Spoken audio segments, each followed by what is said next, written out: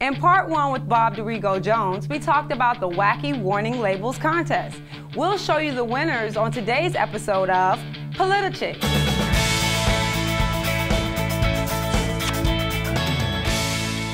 Bob recently announced all the Wacky Warning Label winners on the John Stossel Show, and Bob is here today to share the winners with us. So what's up first? We've got some of the most hilarious labels we've ever seen. This is a product made specifically for children, marketed for children, but the warning label actually says, "Keep away from children."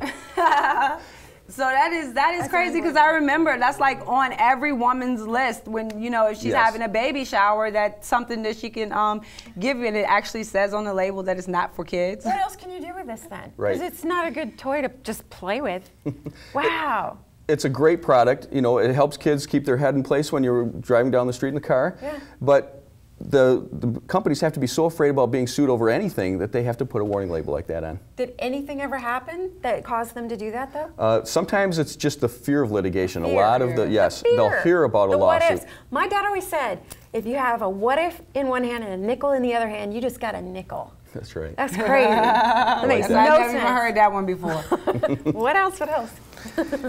The one, no, actually, before you do that, because I saw one, and it just confused me to no end. There was actually a desk that you sit on your steering wheel, and what was the blurb that it says on that one? Because that one just took me really off. Let's say you have a good idea when you're driving down the road, you want to pull over and write it down. There's actually a little plastic desk that's made to fit right on the steering wheel, but it says, "Warning: do not use while vehicle is in motion." So, I mean, so what is it for someone? Is it a homeless desk or something? Like if they're in the backseat of their car, they can just pull up and work in a, you know? Or in the Obama economy, no one can afford office space, so and they in could California, just... the gas is almost $5, so I guess, yeah, you can live there instead of, wow. Crazy. Actually having workspace, right? That's your office. Yeah. Okay, so what do you have? You had over there something in your hand. Okay. This is an electric razor. We've all seen these. They're very common. The warning says, "Do not use while sleeping." Now, come on. We all want to get a head start on the day, but do we have to worry about being warned about that? Seriously, and this is a serious question on this one.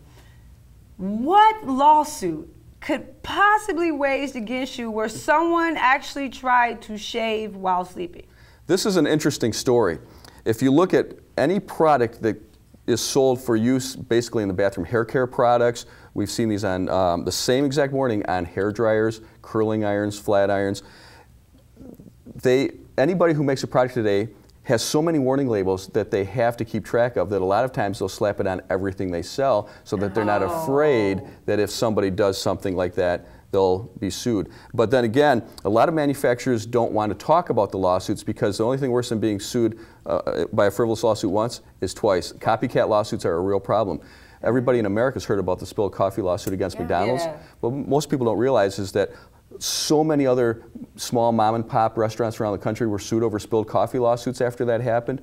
So we kind of walk a fine line between wanting to create awareness of how much all these lawsuits cost us, but we're not trying to make fun of the manufacturers or to encourage anybody to go out and try to do some dumb thing like led to these labels. So you had the griddle, I know. What was the one for the griddle? What was the label you had? Average electric griddle. It says, "Warning, this product will be hot when used."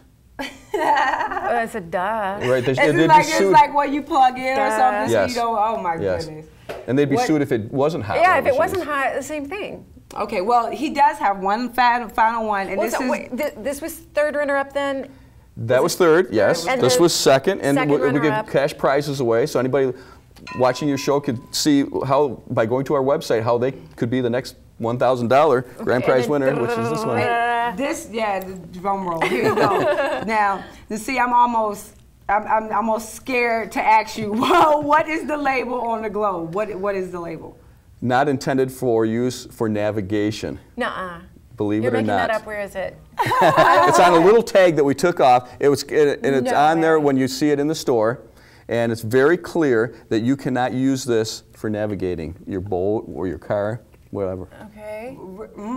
I mean, it's to the point where you can laugh at it because it's like so funny, but these people are serious. I mean, how do we? I don't get it. Yeah, I'm just dumbfounded. I don't get it. and they said they were, wow. you know, there's a reason they put that there, and they know that, for instance, when they hear about a lawsuit where a guy was using a Dremel wood router to do a little dental work on himself, didn't like the way it turned out. He sued the maker of that wood router, so everyone comes with a warning label that says not intended for dental use now. Okay, he stuck a power tool in his mouth and then sued somebody else for it. Yes. Do people just not, are they not embarrassed of anything anymore in Right, life? what happened to shame? I know. Yeah. There used to be a time when if you spilled hot coffee on yourself, you call yourself clumsy. But Yeah, nowadays, more people are calling a lawyer. Yes, and that's the problem. And one more, you talked about those little Razor scooters. Yes. Yeah.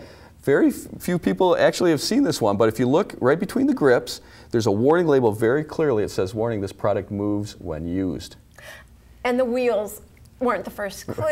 Yeah, or right. the fact that Yes. your kid was like, all my friends have them riding down the street. I want to get one so I can ride with them. That wasn't a clue that it actually moved either. So. Yeah.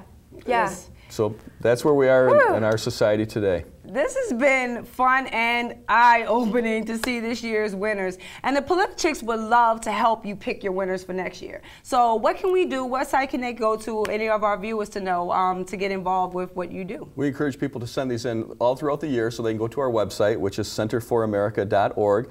See pictures of these. We've seen 3 of them, and see how they can be our next $1,000 grand prize winner. See, if you can't get a lawsuit, then you can participate with Bob, and he can get some money in your pocket. Thank you so much, Bob Dorigo Jones, for being with us and sharing these wacky warning label winners. And we can't wait to see what you come up with next year. Thank you so much for watching PolitiChicks.tv, the right kind of PC.